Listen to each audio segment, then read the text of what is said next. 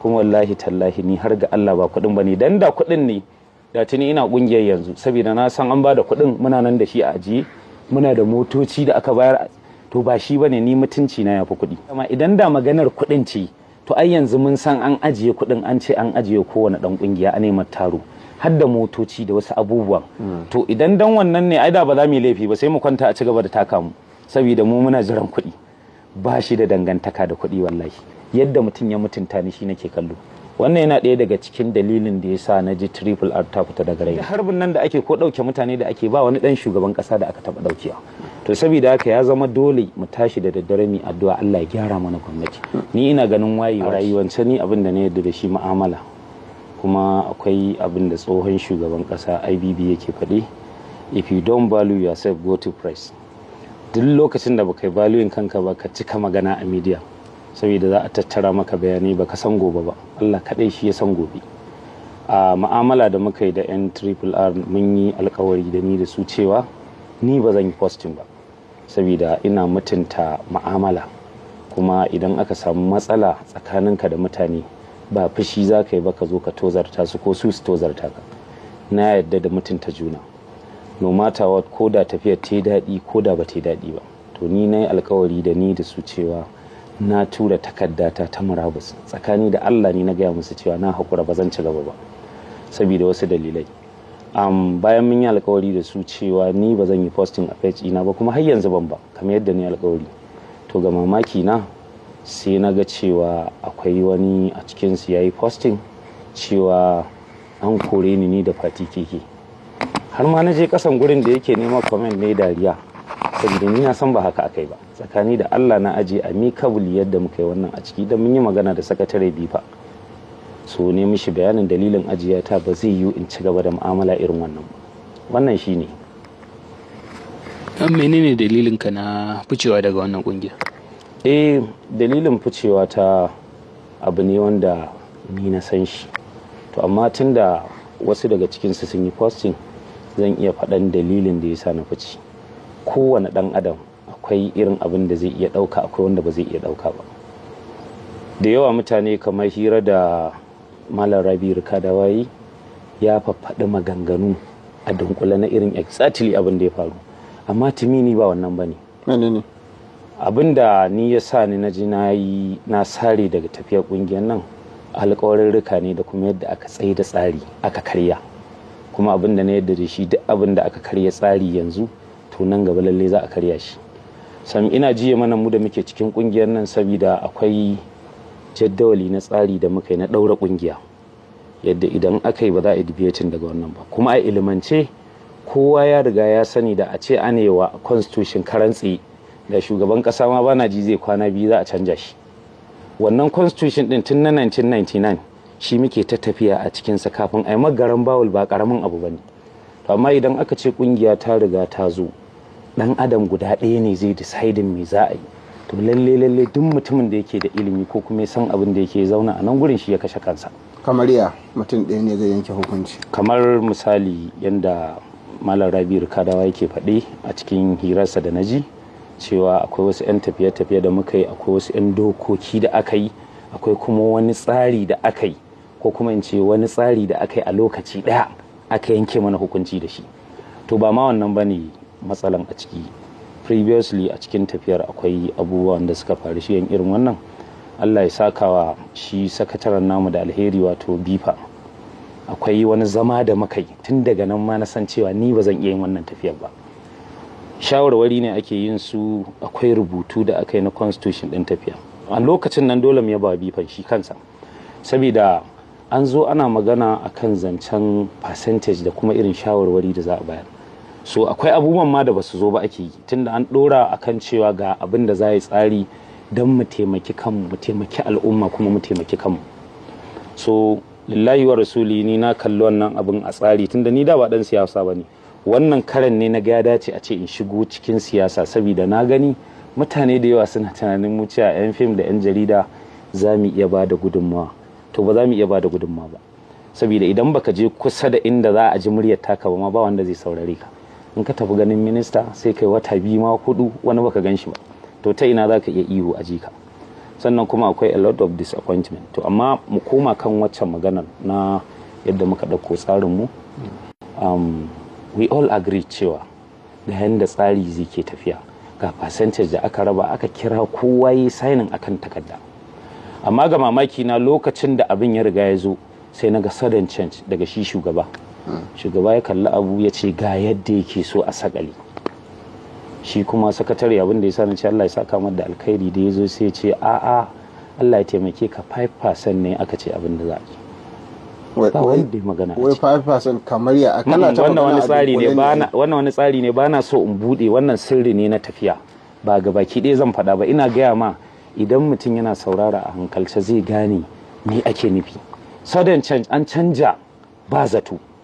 To ga mamaki na ni na tashi ni kadai ne magana a gurin, na kalle shi ido cikin ido na ce masa Allah ya taimake ka, ni yana da shawara ta shine yadda muka dauko tsarin ne yadda aka yi wannan yanzu ai wancan in an jima kuma komai aka samu a dora shi akan tsari. Habba sai ya fara fada ta inda ya shiga ba ta nan yake fita ba.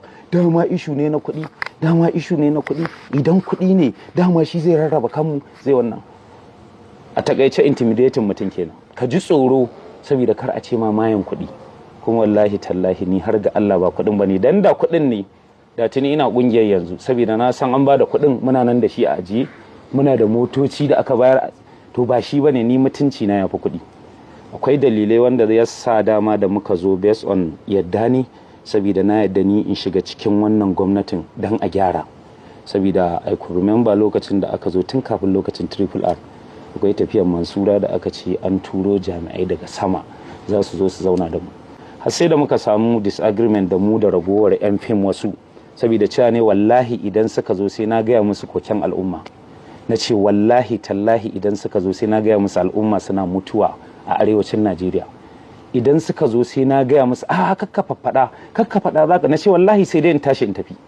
At this age da nake ciki shekara 40, to na imanin cewa idan ba zan iya faɗan gaskiya ba ko kuma ina tunani a ciki, to wallahi ba shi da amfani shekarun da kai. So da aka yi haka suka yadda zan faɗa, da suka zo kwa jami'an na karanta musu komai suka ce dan Allah mu rubuta a rubuce mu je mu register complaint din mu.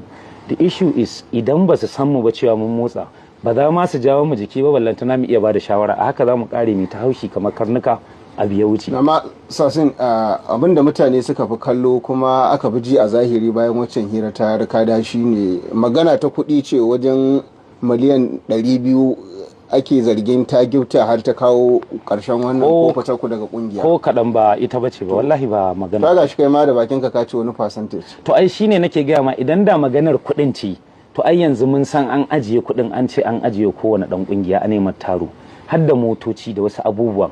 To idan dan wannan ne ai da ba za mu yi laifi ba, sai mu kwanta a ci gaba da taka mu, saboda mu muna jiran kuɗi. Ba shi da dangantaka da kuɗi wallahi, yana da dangantaka da al'umma kuma tsakaninmu da Allah subhanahu wata'ala. Saboda mun sani kamar yadda na gaya ma at this age babu yadda za a yi mu yadda mu kwanta a taka mu ai ba daidai ba. Hakan ya halatta kowane ɗan adam idan yana rayuwa, tun da sahabbai annabawa a tsari ne. Akwai tsarin gidansu yadda su tafi da gidansu, akwai tsarin neman su, akwai tsarin hakkin al'umma, akwai tsarin Allah subhanahu wata'ala. Wannan tsarin guda uku kuma kowanne zaka gudanar da shi akan tsari. Ba laifi bane mu yan Kannywood idan mun haɗe mun ce an muna so a taimake mu akan sana'armu, wannan ba laifi bane, cikin neman mu ne na halak. Sannan kuma abu na biyu, ba laifi bane in mun tsaya ka'in da na'in dan mu nema wa al'umman mu yanci, mu nema wa rijin din mu yanci, kamar yadda 19 Northern State ma shine abin da muka concentrating akai.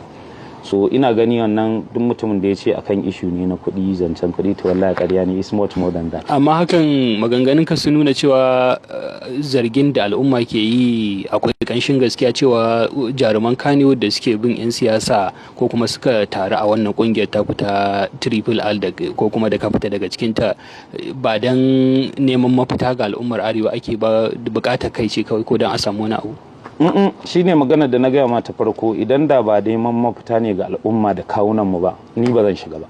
Saboda ni na gaya ma ban taba mayin siyasa ba a rayuwata sai lokacin shugaba Buhari, saboda tsanani lokacin Goodluck da mu aka zo aka ringa yankakkati ana kankarewa ana sawa, muna ta nusashe da jama'a a zo a yi wannan shi ita ce mafita. Amma a sakan tenuwa da na zama disappointed, I'm sorry to say, sai na je ne koma gefe ne zamana, ban fito na ce al'umma su yi ba, amma ina supporting Buhari saboda ina ta so abubuwa su yi mana daidai. Idan ina da wani abu da yake zuciyata kuma na hanga na sani, kuma ina so kowane dan adam ya san da wannan, idan ka ga shugaba yana mulki, ko kirista ne ko musulmi ne ko ba yaran kuɗe ba, wallahi tallahi ka tashi tsaye da daddare kai mara addu'a Allah ya taimake shi, saboda idan ka yin addu'a Allah ya taimake shi, shi yana da masu kare shi.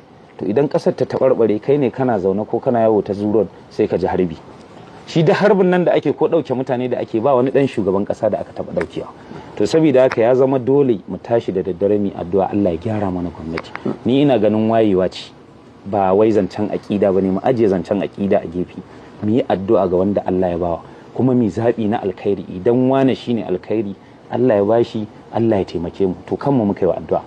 Duk da ka fita daga wannan kungiya, hakan yana nufin ka gamsu da kamun ludiyan shugaba Tinubu? Gaskiya fi sabilillahi, ni maganar fita daga kungiya ban so aka ce ta zo haka ba, saboda ni ina gani da mu da yan triple R da kuma al'ummar gari, ina gani duk ɗaya ne, saboda dan adam zaka iya samun sa ba daidai ba yanzu, nan da minti 30 sai ya iya canjawa. So kada kai writing mutum up. Idan haka ne za mu ke tunanin mutum wai za mu gaba da shi ko ba za mu ji daɗin mu'amala da shi, ko wani dan iska ne, ko wani ya ɓata min rai, to lalle mu ma da Allah ba zai zauna da mu ba. Yana sane ba mu rai da lafiya, ya ce ga tsarin da za a yi, ya baka lafiya sai ka je ka saba mar, sai ya ƙara ma lafiya, kuma ya baka dama ka tuba kafin ka koma gare shi. So wayannan abubuwan da muke gani, ni zancen ni ba dan triple R ko na fita daga triple R wallahi ban so na zo na yi shi a media ba. Ka gamsu da kamun ludiyan gwamnatin shugaba Tinubu? To kaga tun da yanzu process din shigan mu ne yanzu, ni kaga kamar yadda na gaya ma a baya, wallahi da zuciya guda ɗaya na je ne wannan tambayoyi. Abinda aka bani amsa akan a ciki akwai, ba mu kai stage din ba, dan an ce ma za a nuna mana shi a majigi mu gani irin wannan. When it comes to tsaro, shi malam Nuru ba da ya bude page na tambaya, ya ce mu tambaye shi da duk abin da muke tunani, sai yake gaya mana, kaga kai ba ilimin ne da kai ba a gurin, ya ce wallahi harka ta tsaro ba harka ce wadda za mu zo idan mun gano 'yan ta'adda za mu zo mu dinga cewa gashi can mun ga 'yan ta'adda za mu je mu kame su ko za mu kashe su. Harka ce da take buƙatar sirri. Har ya ce in mun buƙaci zai nuna mana wasu abubuwa waɗanda za mu gani mu tabbatar da irin aikin da ake. Irin akan kacalla wanda aka eliminating aka kakkashi suna da yawa, ana yi ne ana ƙaruwa, wani lokacin kuma da mutanen gari ake ƙara ba da gwamnati. To sai na ji jikina yayi sanyi akan a ciki, amma yau ko a gwamnatance idan ba mu gamsu ba, tunda tsakani da Allah muka je muka gano ba daidai ba, za mu fito mu magana. Saboda na sha faɗe ni cewa ba kuɗi na mutum nake kallo ba, yadda mutum ya mutunta ni shi nake kallo. Wannan yana ɗaya daga cikin dalilin da yasa na ji triple R ta fita daga raina. Idan ba regard, idan ba girmamawa, idan babu mutunta mutanen da suke tare, idan ka gani duk al'umma suna jin tsoron su yi magana, to ka ji tsoron wannan tafiya. Wane ne shi wanda kuke zargi da danniya ko kuma hana al'umma faɗar ra'ayinsa a cikin wannan kungiya? Ba hana al'umma faɗar ra'ayinsu bane, shi abin da yake yana ganin daidai yake. Shi wane ne? Shi president kenan ko Dauda Kahutu Rara. So saboda direct magana ce, kamar yadda Rabi Rikadawa ke faɗi, ga yadda ya ce ya kafa doka. Kan yi imajin irin abin da zai zo mutane na cikin ma sai da na jajanta musu. Amma ba kamar kungiyar shi bace ba da ya ce ku zo ku taya ni. Kungiyarsa ce, shine president a cikin kungiyar, amma abin da nake so ka gane, shi kuma sai ya ce ya koma gefe. Amma mun yi chairman shine Lawan Ahmad, mun yi sakatare shine Bifa, ni ne organizing secretary, sannan kuma ga su media and publicity su Birnuwa, kowa da mukamin sa yadda ka gama a ciki. To amma decision making kuma ba za a iya ba, kowa za ka gani sai ya bi ta gefe an gayo. To ni ba abin da ma baya min daɗi kenan, ban iya bambadanci ba, ban iya wai in ba mutum ba wai lalle kawai ka bani aiki in ma, aiki na yi magana da aikin, ba wai ni in je in yi eye service ba dan in burge ka. Ban iya irin wannan ba. To mu da bamu iya irin wannan ba, sai muka dinga samun matsaltsaloli, ake gani kamar wasu abubuwa ne wanda suke zuwa suke dawowa. Kuma ni na imanin abin da na sani a cikin kungiyar nan, wanda ya ƙara kashe min jiki a cikin tafiyar shine, na fito ne magana, duka members na tafiyar sun san nayi, saboda an yi magana, na yi magana almost wajen minti 20 a cikin call da muka yi da su. Na kuma gaya musu cewa illar irin wannan abin shi kansa Mr. President din sai da na gaya masa gaskiya